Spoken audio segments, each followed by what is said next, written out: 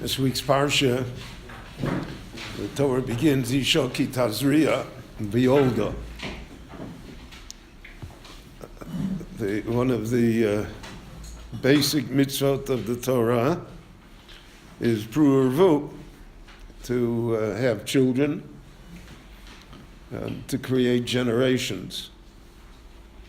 And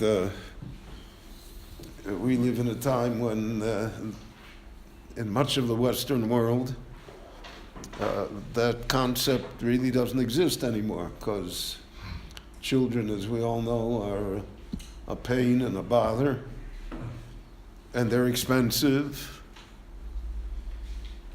and therefore people who in the generation of the Western world today is very selfish. It's all about me. So therefore, there's no room for children. If there is, it's postponed, and it's in small numbers. And that, unfortunately, has affected the Jewish world as well. The Jewish world and the Western world, with the exception of the observant Jews in the United States. The Jewish population in the United States does not reproduce itself to maintain itself. You need like 2.2 children per family just to hold on. And the Jews in the United States have about 1.7, which means that you never can predict what the future is going to be. That's left only to professors and experts. But you never know what's really going to be. But if the current rate continues, so that means in 50, 60 years, there'll be about 2 million Jews in the United States, and the vast majority of them will be observant and Orthodox. And the rest are just disappearing by committing social suicide regarding children. Now, one of the most, we learned by Yetzias Mitzrayim, the Medrash teaches us that Noldu Shisha Bekeres Echad, that they had sextuplets, meaning that because, again, B'shivim Nefesh Yordu Avosenu Mitzrayim, they came down with 70, and 210 years later, they're millions. Because no matter how you figure it, without all the midrashim, there were 600,000 men between the ages of 20 and 60. So if you add the women and the children and the aged, so you're talking at least 3 million people that came from 70. And if you add back the midrashim, the chamushim, Olu b'nei Yisrael, Meretz Mitzrayim, that only a fifth went out, and their extreme shot is only a 50th went out, so then we're talking about tens of millions of people. And that increased in a number of centuries. So for those that thought that perhaps that's only an exaggeration, these things can't happen, in the beginning of the 19th century, beginning of the 1800s, there were about 2 million Jews in Europe. By 1939, there were close to 12 million Jews in Europe, plus 5 million Jews, European Jews, who lived in the United States. So we're talking to going from 2 million to 17 million in 140 years, which was an enormous population increase. And that probably before the Second World War in 1939, there were over 19 million Jews in the world.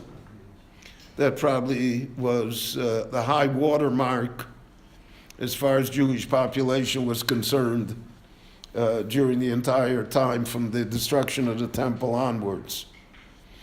When the temple was destroyed, the second temple by the Romans, Josephus, who was the Jewish historian for the Romans, estimated that there were about 6 million Jews in the Roman Empire. Now, if there were 6 million Jews in the Roman Empire in, let's say, the year 70, so by natural increase, again, I always use this as a comparison, the Chinese then were 12 million people. So the Chinese today are 1,600,000,000. So if we would have kept pace, we'd be 800 million, which would make the planet pretty uninhabitable. All right, there wouldn't be an undeveloped piece of real estate left on the globe. The tumult would be too big. But what happened? So how did we go from 2 million to 19 million? And how did we go from, in our time, we've never made good. We've never come close to 19 million. And today, the most optimistic census is 14, 15 million. So it means 80 years afterwards, we never made good the Shoah. The 6 million are still missing. And they're missing voluntarily, so to speak. In other times, there were plagues, there were pogroms, there was persecution, there was exile, there was poverty. There are things that cut down on the birth rate automatically.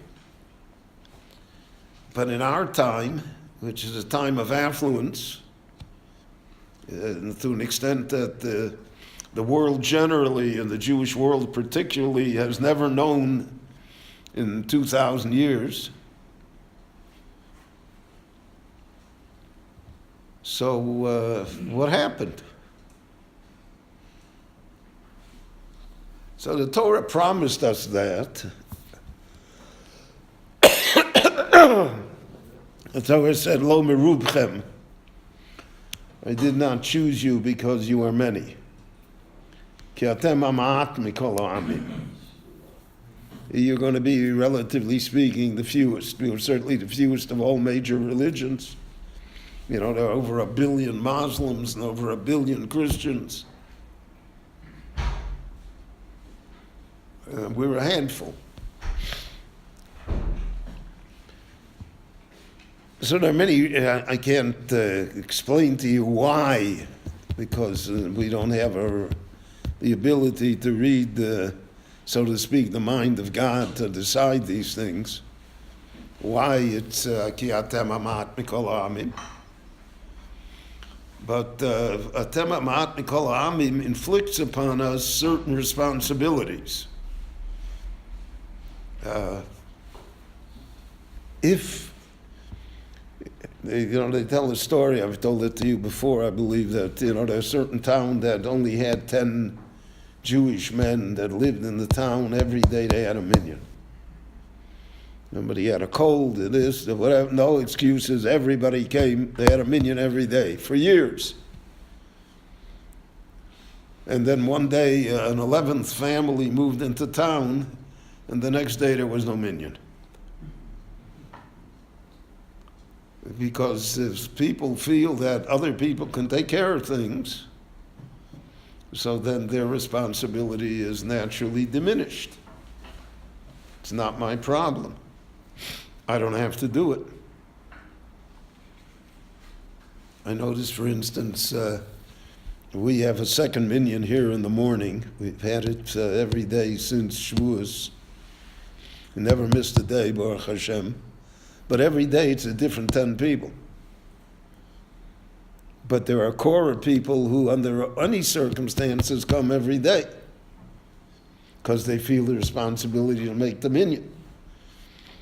And there are people who know that if they're not going to be able to come, they have to be out of town, they have an appointment, they have a simcha, Baruch Hashem, so they get a substitute. So that's a sense of responsibility.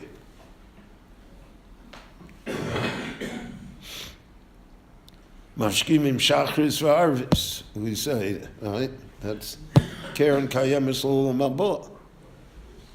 So if there were 800 million Jews in the world, nothing would ever happen with us. Because everybody would say, let Yossel do it. Somebody else should do it. Not me. There's so many other people to do it.